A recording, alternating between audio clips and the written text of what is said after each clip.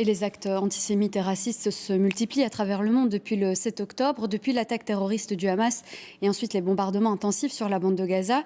Gaza où les chars israéliens sont entrés dans la ville de Khan Younes, c'est dans le sud aussi bombardé avec intensité ces dernières heures, alors que les Palestiniens ont été sommés de s'y réfugier il y a quelques semaines. Philippe Jacquemotte.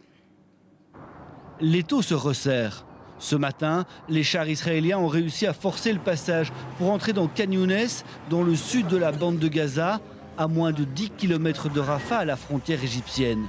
Une progression permise après d'intenses combats entamés pendant la nuit.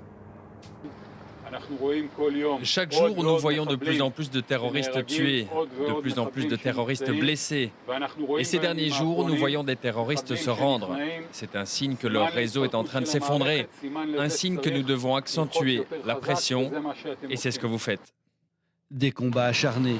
Une offensive israélienne menée au sol et dans les airs contre les forces du mouvement islamiste Hamas, avec le soutien des Américains qui ont approuvé la vente de 14 000 obus à Israël. Aujourd'hui, une autre cargaison arrivera.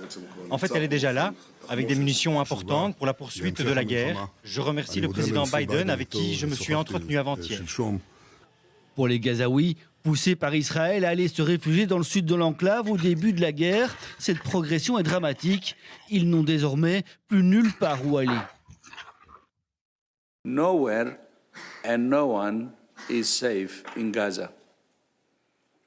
As more and more people move to a smaller and smaller area, overcrowding combined with the lack of adequate food, water, shelter and sanitation are creating the ideal conditions for disease to spread.